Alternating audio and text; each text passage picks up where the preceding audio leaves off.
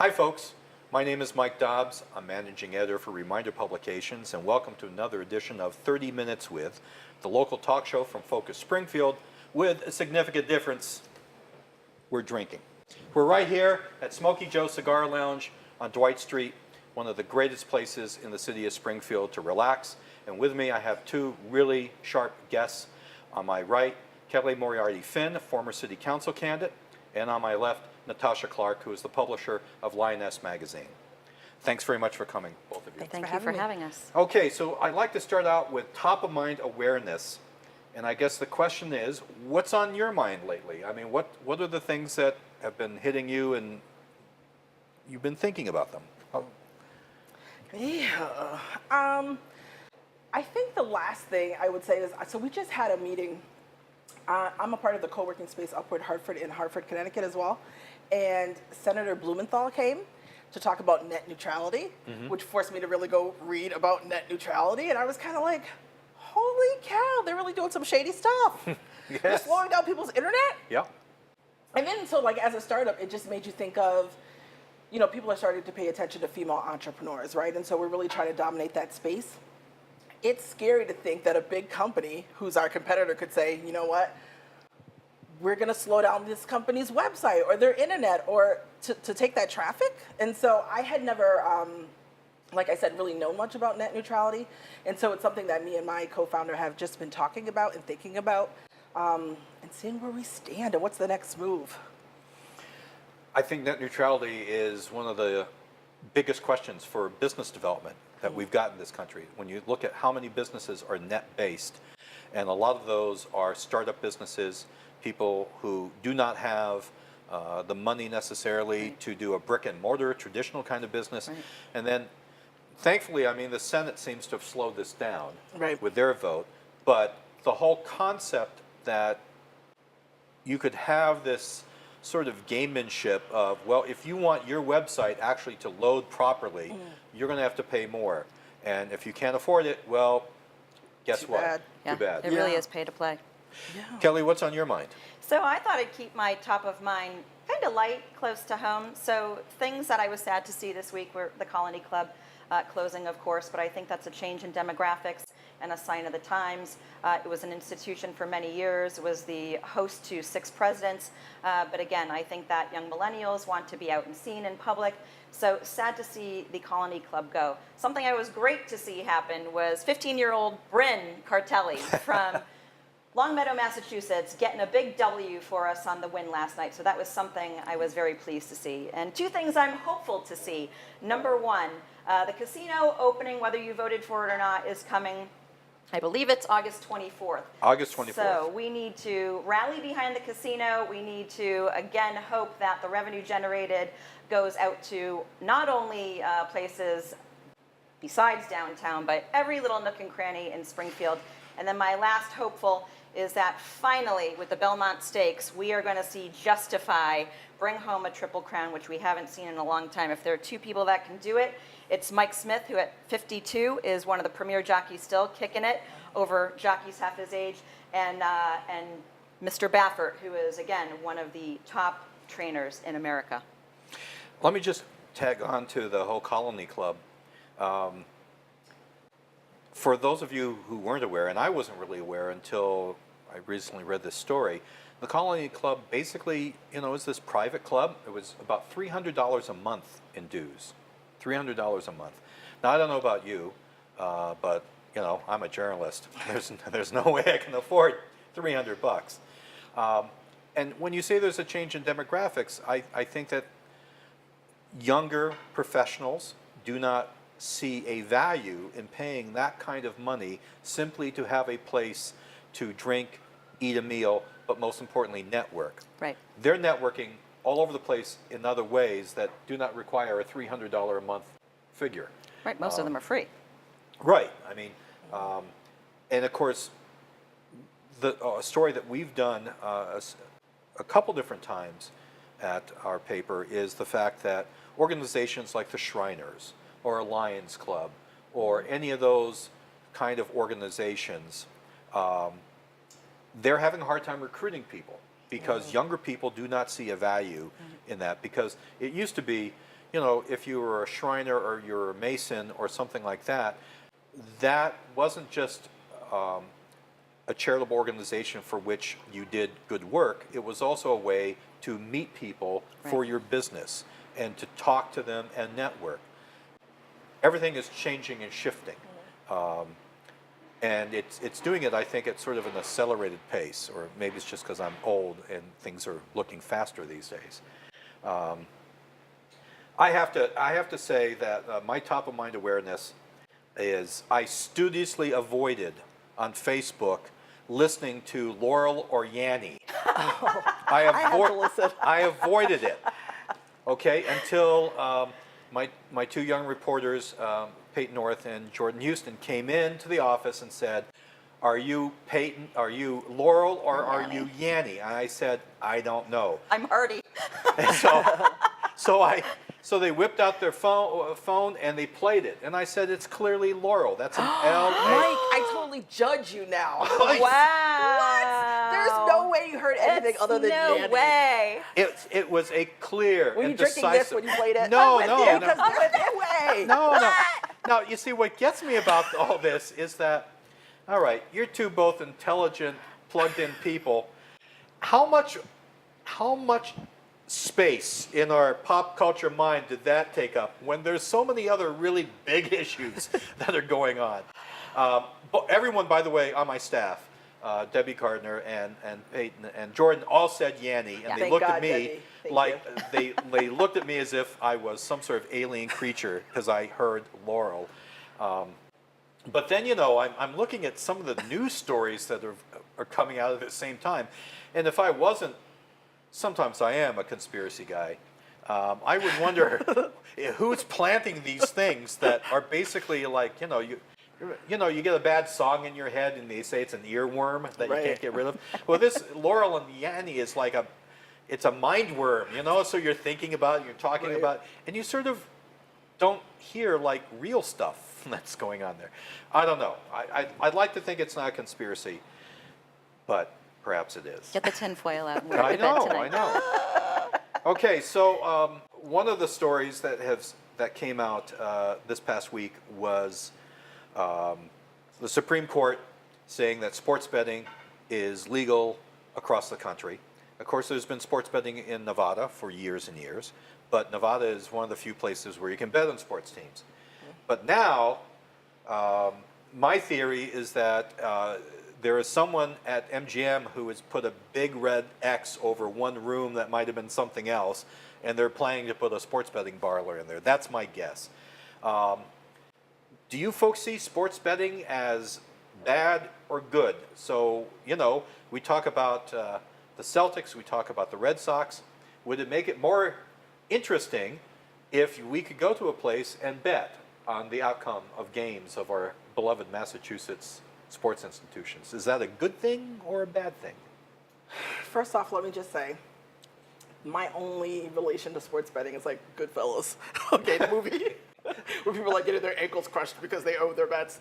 But, and I did learn today that you always bet the over, right? But other than that, I mean, I don't see a huge problem with it. I guess people are doing it anyway, so if there's a way to do it in the open, I say, have at it. But I don't really have an opinion here or there. Kelly? Well, if you're Bob Kraft tonight, you're pretty happy because Bob Kraft, from what I understand, is a majority owner in DraftKings. Really? I Which did not realize think, that. in some people's mind, might kind of have some sort of conflict of interest, but nonetheless, I think we're going to get onto another topic of related vice, so to speak. But if you think about betting's always gone on. It's gone on since the times of the gladiators, where people went to the Colosseum and threw a few shekels down and betted whether or not the lion or the gladiator were going to win. And here we are today legalizing it, as we're seeing a trend, legalizing a lot of things that previously had been illegal. And the only thing I'd like to take pause and throw out there is, are we legalizing things now just simply to generate revenue because we're short on revenue and we need revenue, right? If you look at our city budget, if you look how we passed CPA last year, because we need We need more money in the coffers. Are we doing things like legalizing gambling and sports betting because we just need another revenue stream? It's fun, it's exciting. You know, I spoke about the Belmont Stakes. If I had been at the Preakness last weekend, I might have thrown a few shekels down myself. I find no harm in it personally, because if you or you place a bet, you're not spending money in my wallet. So it's a voluntary thing to make a bet. So I'm largely okay with it. Yeah. I wonder sometimes, people talk about the purity of athletics.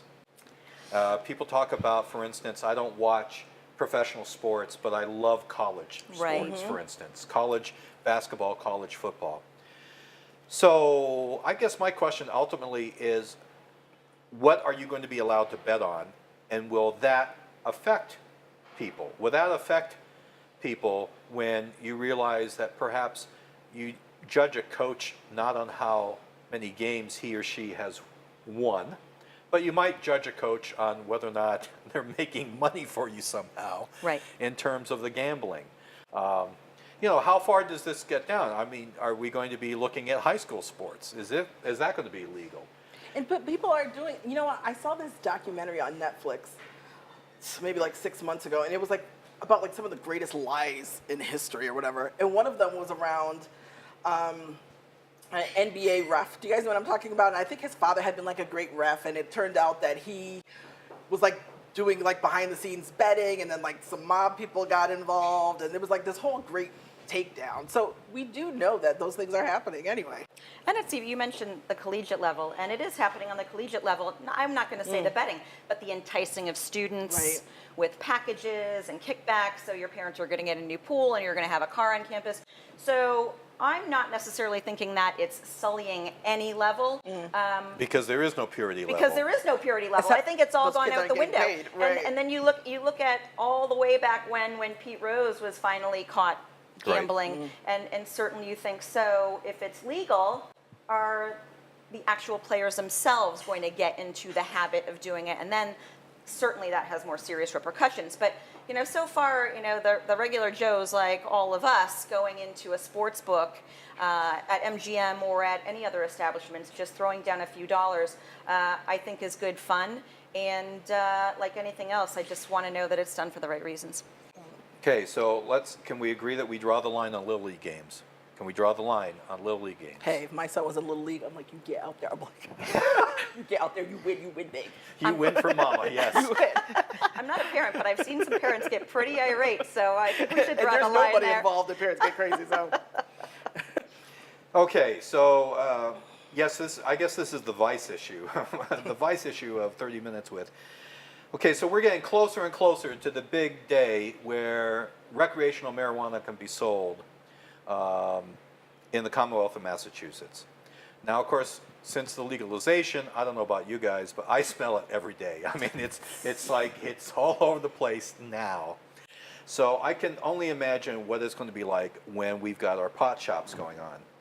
So the question is, do you think we're ready for it? Are we ready for recreational marijuana? And are we ready for the fact that in some communities, you're not going to see pot shops because they voted against it. They are going to keep it out of their communities, which basically means that all those hypocrites in the suburban areas who are smoking it anyway, they're going to come someplace else to buy it. They don't want to buy it at home. They want to buy it someplace else. Right. So I just was wondering what your thoughts are on this, and especially since we do have a mayor who is against recreational marijuana. Mayor Sarno has been very adamant about that for many years, well-established position. But it looks like we're going to have pot shops in the city. So how do you think this is going to shake down? Is this a good thing? Is it a bad thing? Is it just the same thing as what we're doing here, having a beverage, as long as we're having it legally? What do you think? I think as long as there's some regulation. I read something, right? So the city voted to delay it for like 6 months or something like that, right? So that they can get some regulation. And then I read something on like the state level that maybe only like half a dozen will actually kick off, you know? It's like it won't be all of them. So I feel like as long as there's some regulation around it, people are smoking pot anyway. Right. Honestly. So you know that they exist in other areas.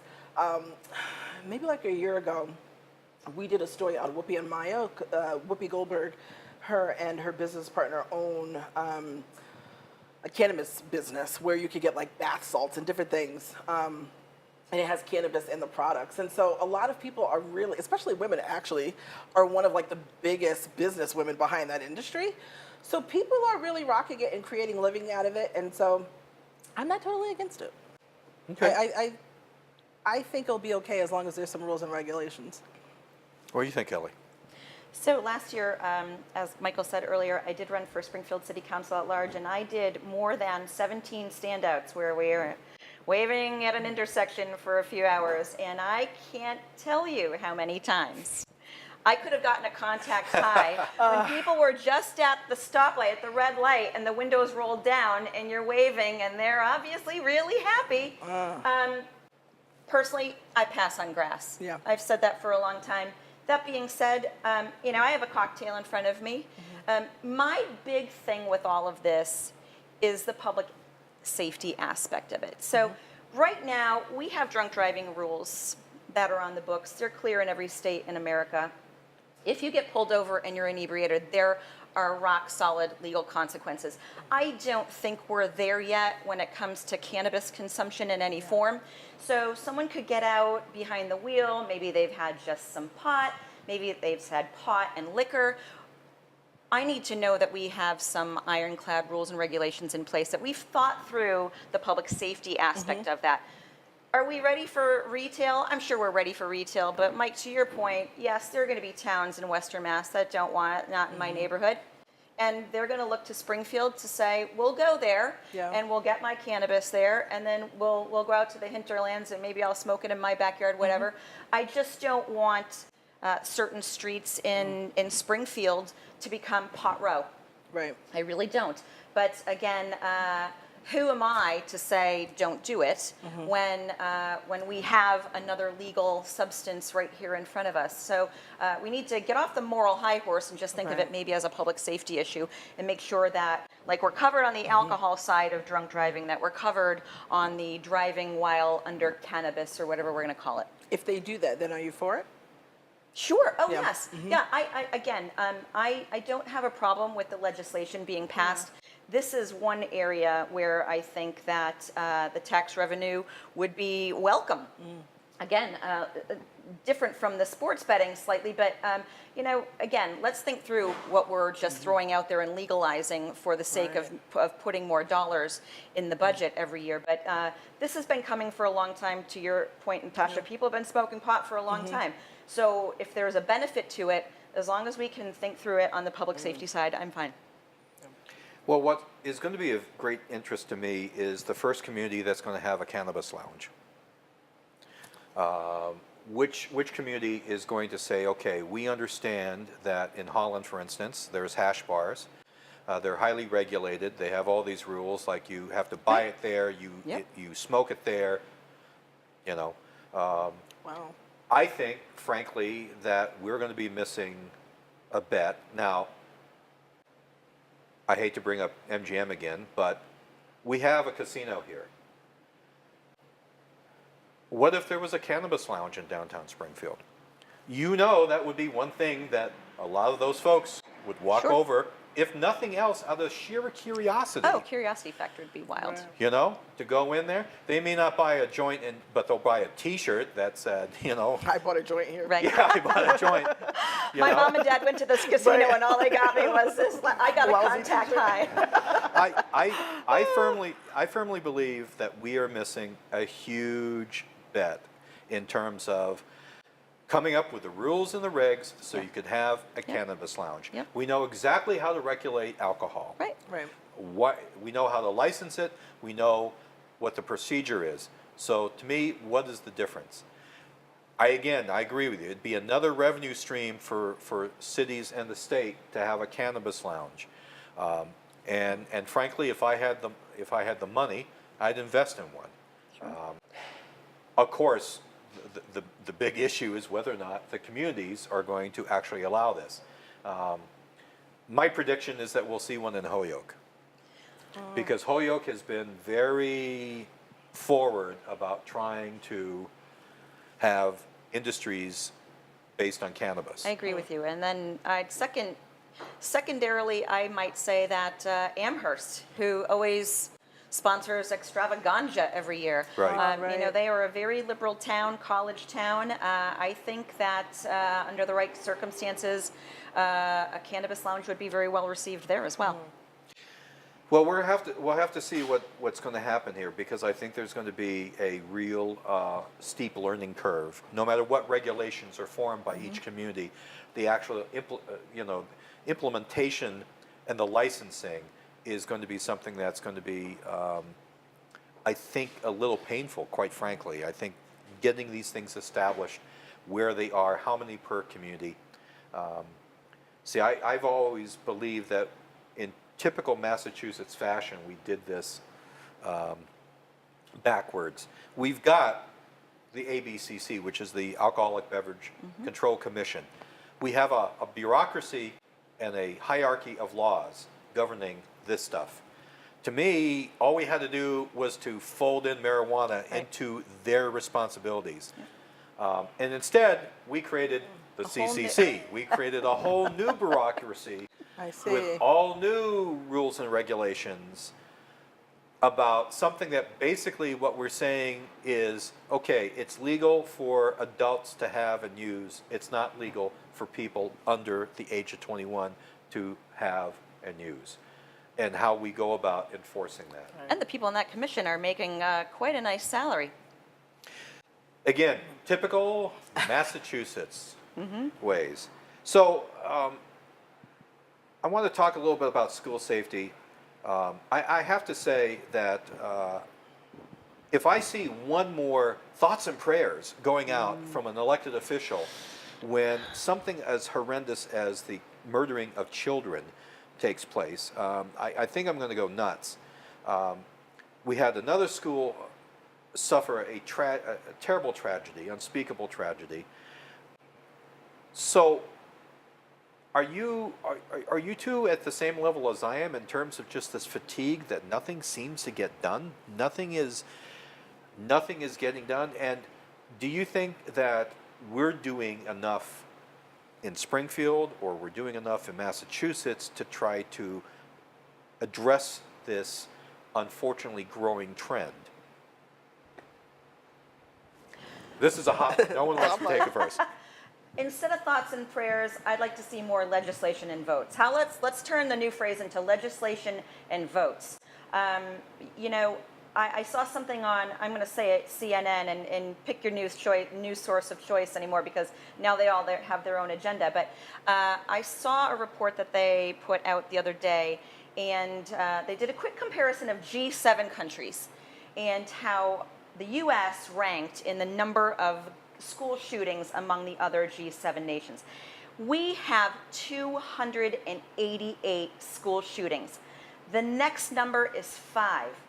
The least number is Z. So clearly, not something we want to be shouting from the rooftops. And then we put that in, they did a broader study and just threw out a few more countries, India, Pakistan, and they were all so low, it was negligible. I'd like to see the following happen. We have a lot of schools in Springfield who are long on the tooth, and we have a lot of new schools that are being planned and developed. I'd love a keen eye when they're developing these schools to have fewer entrances and exits. I'd love to have shot finders on the top of schools now that hook right into police headquarters, so that when it sounds like a gunshot is heard, that it's a direct line in. I know in Dade County, Florida, they have a very large school system and they have a ginormous budget, but they have things like that in place. It can't hurt to still have policemen and women in our schools every day, but it goes beyond that, though. We need to stop the access to the firearms themselves.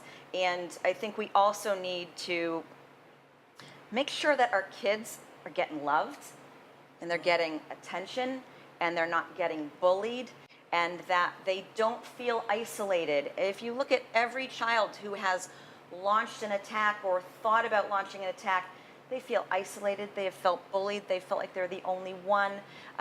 Their family situations are often broken. we can do something about that. Right. And we're not doing enough about the family structure today to preemptively strike against children waking up one day with such anxiety and such fear and dread of going to school at such a young age that they feel the only way they can make their mark is through violence, and it's got to stop. Natasha, what do you think? I agree with everything that you said, and I do think that there's something important when talking about the family structure. You know, my son's 19 years old, and there was such a difference between when he went to school and I went to school. And I felt like there were a lot of discussions that took place in the home that when he was going to school, it felt like all of a sudden we wanted him or his teachers to talk to him about that kind of stuff. So there were so many things, my God, my poor son, that he probably hated because I didn't want him to be a part of some of those discussions because I wanted to talk to him about it at home. And so I agree with what you're saying in terms of obviously having that emotional intelligence and stuff like that available at school, but at home. I do notice one of the things too is that about Facebook posts and early warning signs that they may have seen. And I think that there's one other thing that I haven't seen people talk a lot about is that school shootings the shooter tends to be males, and just the discussion about boys dealing with violence and their feelings and not feeling comfortable with coming forward if they have issues. And so there's so much there that you could just talk about for hours, but yeah. Granted, there's been a lot of speculation about this last one. There's also been a trickle of information about the shooter, which would indicate that there were warning signs, and there were warning signs on social media. And it goes to the point about being more engaged with your kids and looking at their social media and seeing what they're talking about. So, well, unfortunately, we're not going to solve the school safety issue, but there was some good discussion here today. So I want to thank my guests, Kelli Moriarty Finn and Natasha Clark. And I want to thank you for watching another edition of 30 Minutes With here on Focus Springfield. Next week, we're going to do our Arts and Pop Culture edition. So stay tuned for that.